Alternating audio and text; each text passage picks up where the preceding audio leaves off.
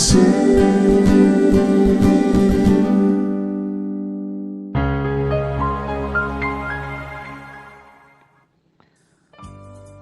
Bapak saudara semua dimanapun saudara berada, kalau katorang bisa baku dapa lagi di hari ini, beta sekali lagi mau bilang bahwa semua yang terjadi itu di dalam ketumpung hidup tidak terlepas dari pertolongan dan campur tangan Tuhan. Kadang-kadang kita melihat masalah itu, kita melihat seperti sesuatu yang menakutkan, yang membuat ketong tertekan. Kita lupa bahwa di dalam masalah itu pun Tuhan hadir. Nah, saudara, masalah, penderitaan, kesesakan yang terjadi dalam hidup ini seringkali menoreh atau meletakkan luka atau kepahitan yang dalam, begitu membuat hati ini tidak terima. Hal itu bisa menyebabkan banyak orang kemudian menjadi kecewa, frustrasi, dan putus asa. Nah, saudara perhatikan bahwa hidup ini, di dalam ketumpung kehidupan ini, cuaca itu tidak selalu cuaca yang cerah. Kadang-kala kita mengalami cuaca yang buruk, bahkan boleh dikatakan yang sangat buruk.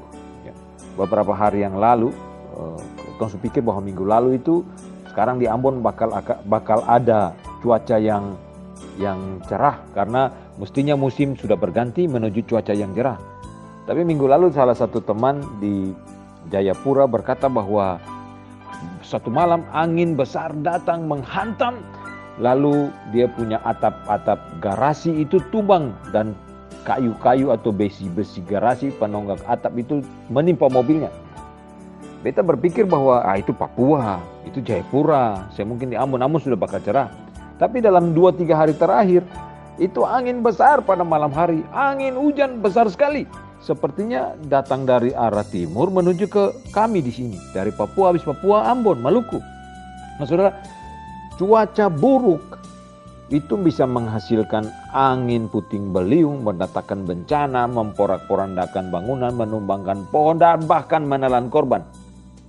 Hidup itu seperti begitu. Kadang-kadang kita mengalami cuaca-cuaca yang sangat buruk di dalam kehidupan kita. Nah, masalah di dalam kehidupan pun demikian, saudaraku. Kadang-kadang datang seperti masalah biasa saja. Tapi kemudian datang seperti sesuatu masalah yang sangat besar, yang membuat kita terhimpit di dalam masalah itu. Nah, situasi yang terakhir terjadi dengan pandemi ini pun seperti itu. Banyak orang yang frustrasi, banyak orang yang depresi, banyak orang yang tertekan, banyak orang yang putus asa.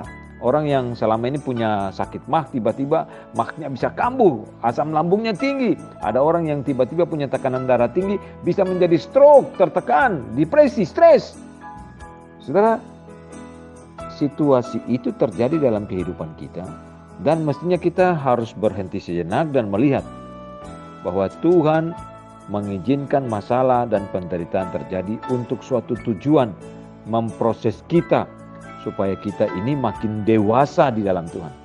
Kadang-kadang kita tidak melihat itu, kita marah sama Tuhan, kita memberontak sama Tuhan, kita menjadi orang yang tidak bisa menerima didikan dan pertolongan dari Tuhan untuk mendewasakan kita.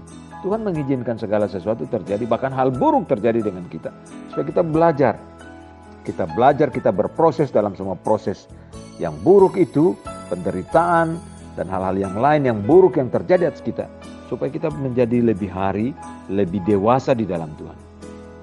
Banyak orang yang tidak mengandalkan Tuhan, bagi mereka tidak mengandalkan Tuhan itu, masalah itu tidak jauh berbeda seperti seekor monster yang menakutkan yang datang sewaktu-waktu siap menerkam, menghancurkan.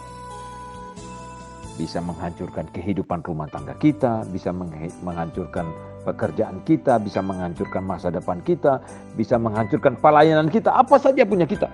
Bagi orang yang percaya, bagi orang yang tidak percaya, bagi orang yang tidak mengandalkan Tuhan, itu menjadi seperti itu kalau masalah datang. Dan akhirnya membuat kadang-kadang kecewa, marah, memberontak, kemudian lari meninggalkan Tuhan dan tidak tahan karena tidak tahan dengan ajaran dan didikan Tuhan. Nah, saudara, Ibrani pasal yang ke-12 ayat 5 dan 6 berkata hal yang bagus. Ibrani 12 ayat 5 dan ayat yang ke-6 berkata begini. Hai anakku, janganlah anggap enteng didikan Tuhan dan janganlah putus asa apabila engkau diperingatkannya. Ayat 6, karena Tuhan menghajar orang yang dikasihinya dan ia menyiksa orang yang diakuinya sebagai anak.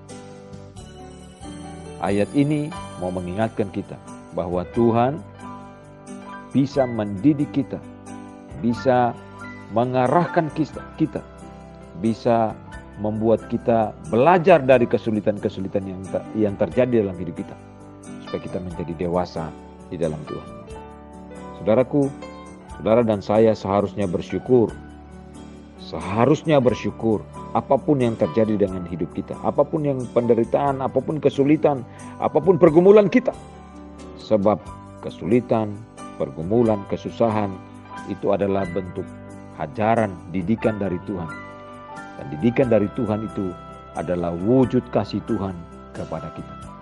Dia mau kita tetap bergantung, bersandar, belajar dari proses itu untuk semakin hari semakin dewasa di dalam Tuhan, semakin hari semakin mengenal Tuhan, dan semakin hari semakin mencintai Tuhan yang menjadi Tuhan dan Juru Selamat kita di dalam Kristus Yesus.